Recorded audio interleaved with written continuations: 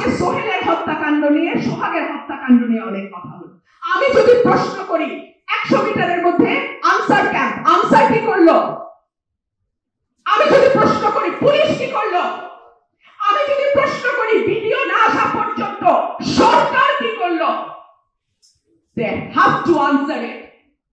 চেয়ারে বসে থাকতে ভালো লাগে, এটা আমরাও বুঝি, কিন্তু চেয়ারের মজা যদি নিতে হয় চেয়ারের দায়িত্ব নিতে হবে। ক্যাবিনেটে একজন সদস্য তার কেবিন ব্যাগে করে ম্যাগাজিন ক্যারি করে। আমি খুব বেশি বিদেশ যাই না, কিন্তু আমার এখানে যে দুই বন্ধু বসে আছেন তারা বিদেশেই থাকেন, তারা জানেন না কেবিন ব্যাগে কি নেওয়া যায় কি নেওয়া যায় না। আমাদের স্বরাষ্ট্র উপদেষ্টা হাসতে হাসতে বলেন চশমার বদলে ওই যে মোবাইল, মোবাইলের বদলে ওই যে চশমা। তো এই সরকারটা কি গুলির ম্যাগাজিনকে চশমা আর মোবাইলের মতন অত্যাবশ্যকীয় কিছু করে ফেলেছে? ম্যাগাজিন পাওয়ার পরে ওই উপদেষ্টা আবার বলেন মিসাইল নিয়ে ঘুরলেও নাকি বাংলাদেশের কেউ নিরাপদ নয়। ইয়েস, 9 মাসে বাংলাদেশকে আপনারা এমন জায়গায় নিয়ে আসছেন যে মিসাইল নিয়ে ঘুরলেও আপনাদেরও নিরাপদ লাগে না, আর আমরা তখন ছাড়। বাংলাদেশটাকে যথেষ্ট পেছনে নিয়েছেন, আর না। আমি আহ্বান জানাবো যেটুকু ব্যাপারে ঐক্যমত হয়েছে সেটি যথেষ্টের বেশি। বাকি ব্যাপার আল্লাহর ওয়াস্তে বাংলাদেশের 18 কোটি মানুষ যারা এই দেশেই থাকবে, এই দেশেই তারা জন্মাইছে, এই দেশেই তারা মরবে, তাদের হাতে ছেড়ে দেন। বাংলাদেশের মানুষের ভাগ্য নির্ধারণ করার জন্য বাংলাদেশের মানুষই যথেষ্ট। এই সরকারের প্রাথমিক দায়িত্ব ছিল এই দ্বিধা বিভক্ত জাতিকে ঐক্যবদ্ধ করা। আমরা বিস্ময়ের সঙ্গে লক্ষ্য করলাম গত 9 মাসে এই বিভক্ত জাতিকে আরো শত ধারায় বিভক্ত করা হলো। প্রথম বিভক্তির সূচনা হলো যখন আওয়ামী লীগের গুটি কয়েক মানুষ ছাড়া দেশের 18 কোটি মানুষের সমর্থন নিয়ে সরকার গঠিত হলো। তারপর পরে আমরা সরকারের প্রধানকে বলতে শুনলাম আমি ছাত্রদের দ্বারা নিয়োগপ্রাপ্ত এবং তারা যতদিন বলবে আমি ততদিন থাকবো।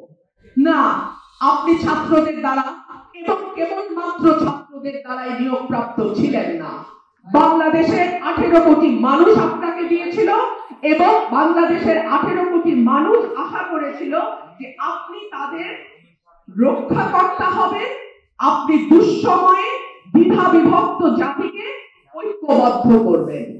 কিন্তু আনফরচুনেটলি গত 9 মাসে আমরা এই সরকারকে দেখলাম কেবলমাত্র একটি ক্ষুদ্র গোষ্ঠীর, তাদের সঙ্গেই তাদের কথা মতোই তাদের ইচ্ছাধীন থেকে এই রাষ্ট্রটাকে পরিচালিত করে এই রাষ্ট্রটাকে আরো অনেক বেশি দ্বিধা বিভক্ত করা।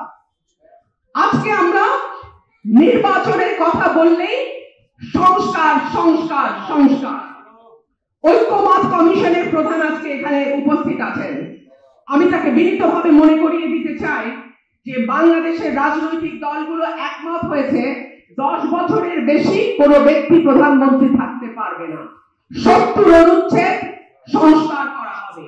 বাংলাদেশে দ্বিকক্ষ বিশিষ্ট বা বাইক্যামেরাল পার্লামেন্ট হবে। 100টি আসন নারীরা পাবে। ডেপুটি স্পিকার নির্বাচিত হবে বিরোধী দল থেকে। সংসদে যে প্রধান সংসদীয় 4টি কমিটি আছে সেই কমিটিগুলোর প্রধান হবে বিরোধী দল থেকে। বাংলাদেশের রাজনৈতিক দলগুলো একমত হয়েছে স্বাধীন বিচার বিভাগের ব্যাপারে। বাংলাদেশের রাজনৈতিক দলগুলো একমত হয়েছে তত্ত্বাবধায়ক সরকারের ব্যাপারে। আর কত একমত আপনারা চান? আমি অবাক হয়ে লক্ষ্য করি এত ভাইটাল 10-12টা বিষয়ে একমত হয়ে যাওয়ার পরেও আপনারা কি আশা করেন বাংলাদেশে নিবন্ধিত 42 না 45টা রাজনৈতিক দলের প্রত্যেকটা দল প্রত্যেকটা বিষয়ে একমত হয়ে যাবে? এটা কি সম্ভব? আগামী সরকারের জন্য আপনারা যেটুকু সংস্কার সম্ভব করেন বাকিটা আগামী সরকারের উপর ছেড়ে দেন এবং যেই যেই বিষয়ে রাজনৈতিক দলগুলোর ঐক্যমত নাই তারা তাদের ইলেকশন ম্যানিফেস্টোতে সেটা উল্লেখ করুন যে আমরা যদি ক্ষমতায় যাই আমরা এই করব। Let the people decide. মানুষকে ঠিক করতে দেন, মানুষকে নির্ধারণ করতে দেন তারা কোন দলকে ভোট দেবে তার ম্যানিফেস্টো দেখে, আর কোন দলকে তারা ভোট দেবে না। বাংলাদেশের মানুষ উচ্চ কক্ষ নিম্ন কক্ষে কিভাবে সংসদ সদস্যরা যাবে সেটা নিয়ে চিন্তিত নয়। বাংলাদেশের মানুষ 70 অনুচ্ছেদে কি থাকবে না থাকবে সেটা নিয়েও চিন্তিত নয়। বাংলাদেশের মানুষ কোন এক ব্যক্তি 10 বছর প্রধানমন্ত্রী থাকবে না 100 বছর প্রধানমন্ত্রী থাকবে সেটা নিয়েও চিন্তিত নয়। আমি জানি এই সরকারে কোনো পলিটিক্যাল পার্সন নাই, সুতরাং আমি আশা করি না যে তারা এই দেশের সাধারণ মানুষের পালস দেখে কথা বুঝবেন, মানুষের চোখের ভাষা বুঝতে পারবেন। এমনকি এই সরকারের বেশিরভাগ সদস্য তো বাংলাদেশেই থাকেন নাই বহু বছর ধরে। সুতরাং আমি আপনাদেরকে বিনীতভাবে একটা জরিপের দিকে তাকাতে বলবো। জরিপটি সানেম এবং অ্যাকশন এইডের করা। সেই জরিপ বলছে যে আমাদের দেশের সাধারণ মানুষের মধ্যে শিক্ষা নিয়ে, আধুনিক শিক্ষায় তারা স্বল্প বেতনে শিক্ষিত হতে পারবে কিনা সেটা নিয়ে চিন্তিত 72.8% মানুষ। ব্রুট মেজরিটিরও বেশি মানুষ শিক্ষা নিয়ে চিন্তিত। অথচ এই সরকার শিক্ষা নিয়ে কোনো কমিশনই করে নাই। সুতরাং কতটা জনঘনিষ্ঠ সরকার সেটা বুঝতে আর বাকি থাকে না।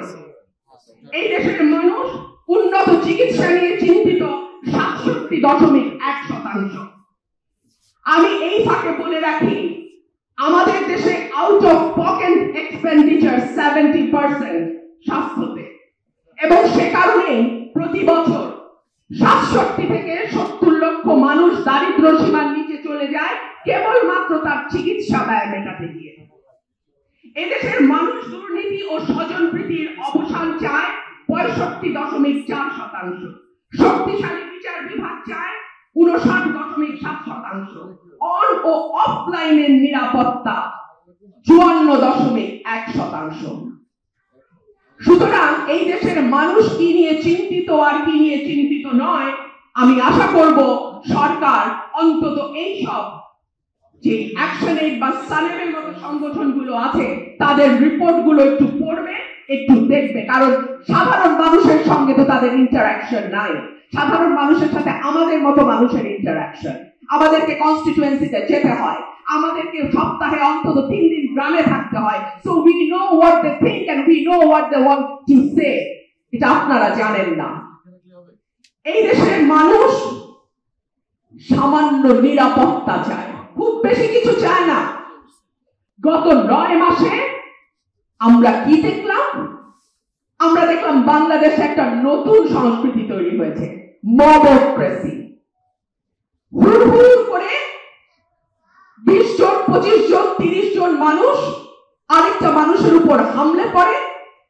হতে পারে তার সঙ্গে তার ব্যবসায়িক দ্বন্দ্ব আছে, হতে পারে তার সঙ্গে তার রাজনৈতিক মতেরই অমিল আছে, এবং রিপোর্ট বলছে এর অনেকগুলোতেই অর্থনীতি জড়িত। অর্থাৎ টাকার বিনিময়ে 10 জন 20 জনকে ভাড়া করে এইভাবে মব তৈরি করা হয়।